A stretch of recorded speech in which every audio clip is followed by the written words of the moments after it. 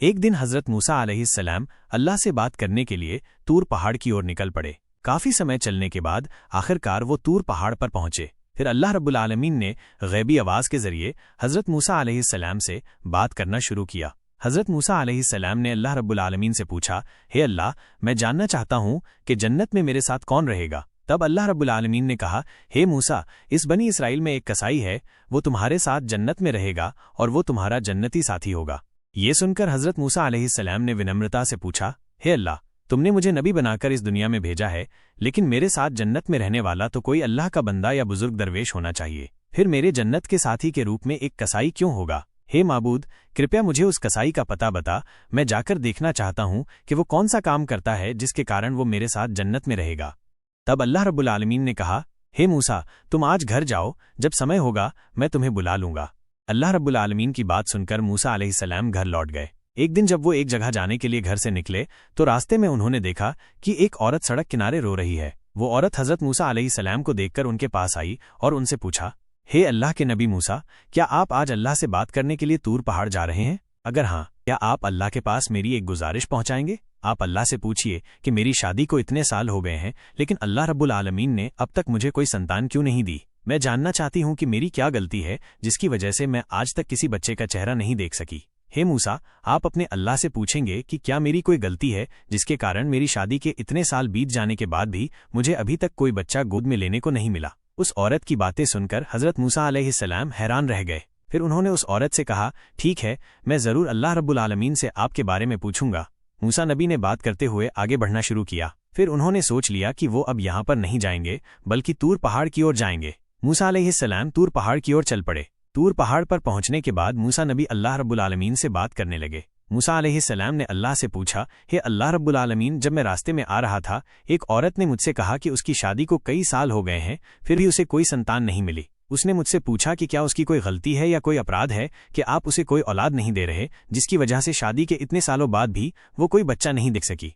फिर अल्लाह रब्बुल आलमीन ने एक गैबी आवाज के जरिए हजरत मूसा अलैहिस्सलाम को बताया, हे मूसा अलैहिस्सलाम को बताया, हे मूसा, तुम उस औरत को बता दो कि अल्लाह रब्बुल आलमीन ने उसकी किस्मत में कोई बच्चा नहीं लिखा है, इसी वजह से वो मां नहीं बन सकी। सिर्फ अल्लाह ही जिसे चाहे उसे बच्चा देगा और जिसकी किस्मत में बच्चा लिखा होगा वही बच्चे का चेहरा देख सकेगा। उस औरत की किस्मत में कोई बच्चा नहीं लिखा है, इसलिए वो कभी मां नहीं बन सकेगी। अल्लाह रब्बुल आलमीन से ऐसी बातें सुनने के बाद हजरत मूसा अलैहिस्सलाम घर की ओर चल पड़े। थोड़ी दूर चलते चलते अचानक उन्हें उस औरत की याद आई। फिर हजरत मूसा अलैहिस्सलाम ने अपने घर की तरफ जाने के बजाय उस औरत के घर की ओर रुख किया। वो औरत के घर के अंदर गए और उस औरत के पास जाके बोले, माँ, अल्लाह रब्बुल आलमीन के साथ मेरी बात हुई है। अल्लाह रब्बुल आलमीन ने बता दिया है कि तुम्हारे नसीब में कोई संतान नहीं है, जिस वजह से तुम कभी माँ नहीं बन सकोगी।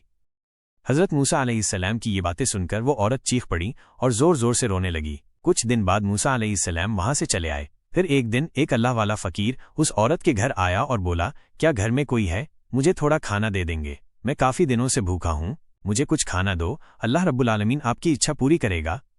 फिर वो औरत उस फकीर को अंदर ले गई और उसे 3 रोटियां खाने को दीं। रोटियां खाने के बाद औरत ने उस फकीर से कहा, आप तो अल्लाह के प्यारे बुजुर्ग हैं, मेरे लिए थोड़ी दुआ कर दीजिए, अल्लाह रब्बुल आलमीन मेरी कोख में एक बच्चा दे दे। मैं अब तक अल्लाह रब्बुल आलमीन ने कोई बच्चा नहीं दिया, आप थोड़ी दुआ कर दें कि महान अल्लाह रब्बुल आलमीन मुझे एक बच्चा दे। फिर उस बुजुर्ग व्यक्ति ने अल्लाह से दुआ की और चले गए। कुछ सालों बाद हजरत मूसा अलैहिस्सलाम फिर से कहीं जाने के लिए निकले। चलते चलते अचानक हजरत मूसा अलैहिस्सलाम को उस महिला की याद आ गई। तब हजरत मूसा अलैहिस्सलाम उस महिला के घर में प्रवेश करते हैं। महिला के घर में जाकर हजरत मूसा अलैहिस्सलाम ने जो देखा वो देखकर वो हैरान रह गए। उन्होंने देखा कि एक महिला एक छोटे बच्चे को गोद में लिए खुशी खुशी खेल रही है। जब उस महिला ने हजरत मूसा अलैहिस्सलाम को देखा तो वो उनके पास आई और बोली, हे अल्लाह के नबी मूसा, आप आ गए हैं। आपने तो कहा था कि अल्लाह ने मेरे किस्मत में कोई बच्चा नहीं लिखा, लेकिन अल्लाह रब्बुल आलमीन ने मुझे एक बच्चा दिया है। उस महिला की बातें सुनकर हजरत मूसा अलैहिस्सलाम हैरान रह गए। फिर उन्होंने वहां कुछ नहीं कहा और सीधे तूर पहाड़ की ओर चल पड़े। तूर पहाड़ पर पहुंचकर हजरत मूसा अलैहिस्सलाम ने अल्लाह रब्बुल आलमीन से बात की। से पूछा गया, हे रब्बुल आलमीन, आपने तो कहा था कि उस महिला के भाग्य में कोई बच्चा नहीं है तो वो कभी मां नहीं बन सकेगी, लेकिन आज मैं उसके घर गया और देखा कि वो एक छोटे बच्चे के साथ खुशी खुशी खेल रही है। उस महिला ने कहा, अल्लाह रब्बुल आलमीन ने मुझे एक बच्चा दिया है। हे रब्बुल आलमीन, मैं ये समझ नहीं पा रहा कि ये कैसे हुआ तब अल्लाह रब्बुल आलमीन ने एक गुप्त आवाज़ के जरिए हज़रत मूसा अलैहिस्सलाम को बताना शुरू किया, हे मूसा, अगर तुम इस सवाल का जवाब जानना चाहते हो तो फिर किसी इंसान के मांस के बारे में मेरे पास आओ, तभी तुम अपने सवाल का जवाब मुझसे पा सकोगे। ऐसी बात सुनकर हज़रत मूसा अलैहिस्सलाम इंसान का मांस ढूंढने निकल पड़े। हज़रत मूसा अलैहिस्सलाम अपनी कौम के लोगों के पास जाकर बोले, हे मेरी कौम के लोग, अल्लाह रब्बुल आलमीन के हुक्म से मैं यहाँ आया हूँ। अल्लाह रब्बुल आलमीन ने कहा है, क्या तुम में से कोई है जो मुझे अपने शरीर से एक टुकड़ा मांस काट कर देगा? मूसा अलैहिस्सलाम की ज़ुबान से ऐसी बात सुनकर उनकी कौम के लोग सब जानकर वहां से चले गए। इस घटना से हज़रत मूसा अलैहिस्सलाम बहुत चिंतित और परेशान हो गए। चिंतित मन से वो इधर उधर घूमने लगे। आखिरकार कोई हल न पाकर वो घर की तरफ चल पड़े। तभी पीछे से एक बुजुर्ग दरवेश ने हज़रत मूसा अलैहिस्सलाम को बुलाकर कहा, हे अल्लाह के नबी मूसा, तुम इतने चिंतित और परेशान क्यों हो? क्या हुआ, मुझे बताओ। तब मूसा अलैहिस्सलाम ने उस बुजुर्ग व्यक्ति से कहा, अल्लाह रब्बुल आलमीन ने कहा है कि मैं अपने कौम के लोगों के पास इंसान का गोश्त लेकर जाऊं। मैं गया था, लेकिन कोई भी इंसान मुझे एक टुकड़ा मांस देने के लिए राजी नहीं हुआ। सबने मुंह मोड़ लिया। तब एक बुजुर्ग व्यक्ति ने हज़रत मूसा अलैहिस्सलाम के हाथ से छुरी लेकर अपने शरीर से एक टुकड़ा मांस काटा और हज़रत मूसा अलैहिस्सलाम को दे दिया। फिर वो बुजुर्ग व्यक्ति वहां से चले गए। हज़रत मूसा अलैहिस्सलाम इस घटना से बहुत हैरान हो गए। फिर उन्होंने मांस का टुकड़ा लेकर तूर पहाड़ पर चले गए और अल्लाह रब्बुल आलमीन से कहा, हे अल्लाह, मैं लोगों का मांस लाया हूँ, लेकिन इस मांस के लिए मैं अपनी कौम के लोगों के पास गया था, लेकिन कोई भी अपने शरीर से मांस देने के लिए तैयार नहीं था। अचानक एक बुजुर्ग दरवेश ने अपना मांस काटकर मुझे दे दिया। तब अल्लाह रब्बुल आलमीन ने गैबी आवाज़ में हज़रत मूसा अलैहिस्सलाम से कहा, हे मूसा, तुम्हें मनुष्यों के मांस के लिए किसी और के पास जाने की ज़रूरत नहीं थी, तुम खुद ही काफ़ी थे। इसी बीच तुम अपने सवाल का जवाब भी पा चुके हो। वो बुजुर्ग दरवेश जैसे ही मैंने अल्लाह का नाम सुना, उसने अपना मांस काटकर तुम्हें दे दिया। उसकी दुआ और बरकत के फलस्वरूप मैंने उस महिला के गर्भ में संतान दी है। हे मूसा, जान लो कि ये बंदा मेरे लिए पागल है। वो मेरे नाम पर जो कुछ भी हासिल करता है और मुझे खुश करने के लिए हर चीज़ मानता है। वो अल्लाह रब्बुल आलमीन के लिए सब कुछ कर सकता है। उसकी दुआ के कारण मैं लोगों की किस्मत बदल सकता हूँ। हज़रत मूसा अलैहिस्सलाम ने अल्लाह से इस सवाल का जवाब पाकर सीधे घर लौट गए। इस तरह कुछ दिन बीत गए। एक दिन हज़रत मूसा अलैहिस्सलाम को अचानक याद आया कि अल्लाह रब्बुल आलमीन ने कहा था कि एक कसाई उनके साथ जन्नत में होगा। तब हज़रत मूसा अलैहिस्सलाम उस सवाल का जवाब पाने के लिए तूर पहाड़ की तरफ रवाना हुआ। तूर पहाड़ पर पहुंचकर हज़रत मूसा अलैहिस्सलाम ने अल्लाह रब्बुल आलमीन से कहा, हे अल्लाह रब्बुल आलमीन, आपने कहा था कि इस बनी इज़राइल के एक कसाई का जन्नत में जाना तय है। कृपया मुझे उस कसाई का पता बताएं। मैं जानना चाहता हूं कि उसने कौन सा ऐसा काम किया है कि वो मेरे साथ जन्नत में जाएगा। फिर अल्लाह रब्बुल आलमीन ने एक गैबी आवाज़ के जरिए हज़रत मूसा अलैहिस्सलाम को उस कसाई का पता दे दिया। इसके बाद मूसा अलैहिस्सलाम तूर पहाड़ से सीधे उस कसाई की दुकान पर आए। दूर खड़े होकर हज़रत मूसा अलैहिस्सलाम ने कसाई की दुकान पर देखा कि कसाई बैठकर मांस काट रहा है और अच्छे मांस के टुकड़े अलग एक बर्तन में रख रहा है। इसके अलावा उसे कसाई के काम में और कुछ नहीं दिखा। कुछ देर बाद कसाई दुकान बंद करके उस अच्छे मांस के बर्तन के साथ घर की ओर चल पड़ा। हज़रत मूसा अलैहिस्सलाम ने कसाई के पीछे पीछे चलना शुरू किया। थोड़ी देर बाद कसाई अपने घर पहुंचा। हज़रत मूसा अलैहिस्सलाम ने उस दिन कसाई के घर का ध्यान रखा और चले गए। अगले दिन हज़रत मूसा अलैहिस्सलाम कसाई के घर आए, दरवाजे पर दस्तक दी और पूछा, क्या घर में कोई है? घर के अंदर से कोई आवाज़ नहीं आई तो मूसा अलैहिस्सलाम ने सोचा कि शायद इस घर में और कोई नहीं रह रहा। फिर वो फिर से उस कसाई की दुकान की तरफ चले गए। जब मूसा नबी कसाई की दुकान पर पहुंचे तो दूर से उन्होंने देखा कि उस दिन भी वो कसाई अच्छे खासे मांस के टुकड़े काटकर एक अलग बर्तन में रख रहा था। उस समय दुकान में एक ग्राहक भी था। ग्राहक ने कसाई को देखकर कहा, भाई, मुझे इन अच्छे टुकड़ों का मांस दो, मैं तुम्हें इसके लिए ज्यादा पैसे दूंगा। तब कसाई ने कहा, भाई, तुम मुझे जितने भी ज्यादा पैसे दो, मैं ये मांस नहीं बेच सकता, मैं इसे घर ले जाऊंगा।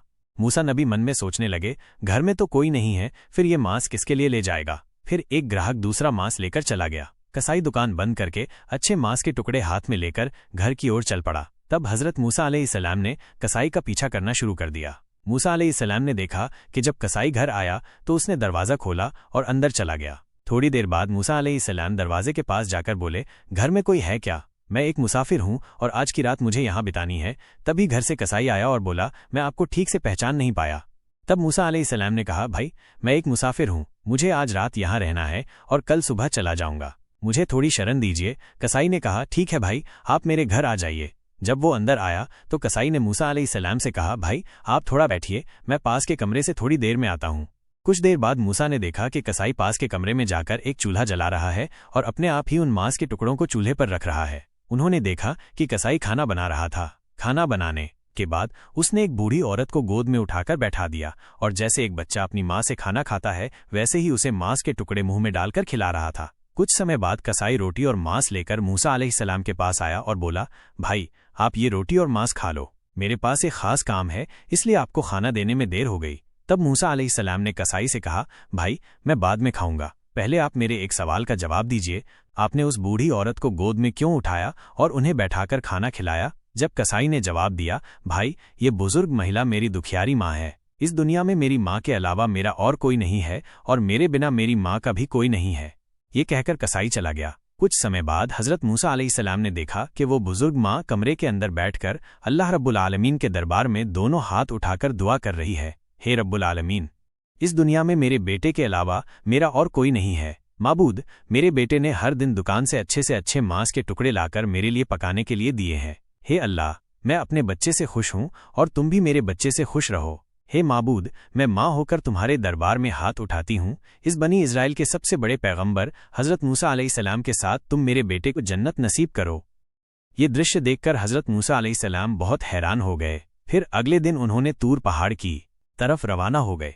तूर पहाड़ पर पहुंचकर अल्लाह रब्बुल आलमीन से कहा, हे रब्बुल आलमीन, मैंने किसी कसाई का ऐसा कोई अमल नहीं देखा, लेकिन एक अमल देखा और वो ये है कि वो बहुत ही माँ का भक्त है। वो अपनी माँ का बहुत सम्मान और श्रद्धा करते हैं। वो अपनी वृद्ध माँ की बहुत सेवा करते हैं। वो अपनी माँ को गोद में उठाकर बैठाता है और रोज़ खुद खाना बनाकर उन्हें मांस खिलाते हैं। तब अल्लाह ने मूसा अलैहिस्सलाम को बताया, हे मूसा, ये वृद्ध माँ अपने बेटे से खुश है। उसका बेटा अपनी माँ का बहुत सम्मान और प्यार करता है और उसकी सेवा करता है। यह वृद्ध माँ अपने बेटे के लिए खुश होकर मेरे दरबार में रोज़ दोनों हाथ उठाकर दुआ करती है और कहती है, हे माबूद, मेरे बेटे को तुम मूसा नबियों के साथ जन्नत में रहने का दर्जा दे दो। मैं दुनिया की हर चीज़ लौटा सकता हूँ, लेकिन माँ की दुआ कभी नहीं लौटा सकता।